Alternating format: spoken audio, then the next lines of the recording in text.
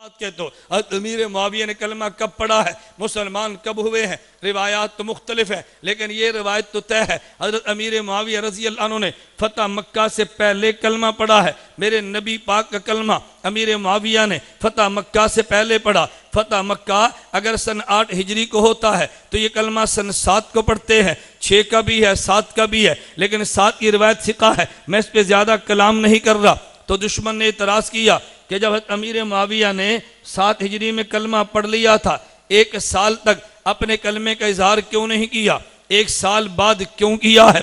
तवज्जो, 1 साल बाद क्यों किया?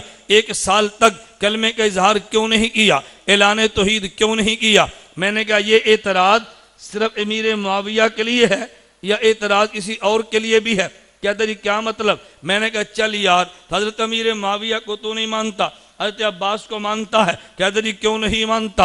अब्बास तो मेरा ईमान है। मैंने कहा अच्छा, हजरत अब्बास ने कलमा कब पढ़ा था? कहता जी बदर वाले साल पढ़ा था। मैंने कहा बदर कब था? कहता है सन 2 हिजरी में था। तो मैंने हजरत अब्बास ने इजहार कब किया था? कहते जी फतह मक्का के मौके पर किया था। मैंने हजरत अब्बास ने कलमा 2 हिजरी में पढ़ा है, ऐलान 8 हिजरी में किया है, 6 साल तक इजहार नहीं किया। अमीर मुआविया ने 7 में कलमा पढ़ा, 8 को इजहार किया है। 1 साल इजहार न करे तुझे इश्काल होता है, अब्बास 6 साल इजहार न करे तुझे कोई इश्काल नहीं होता। लेकिन देवबंद वालों को देखो, अब्बास पर भी कोई इश्काल नहीं, अमीर मुआविया पर भी कोई इश्काल नहीं। वो भी ईमान वाले हैं, ये भी ईमान वाले हैं, वो भी जन्नत वाले हैं और ये भी जन्नत वाले।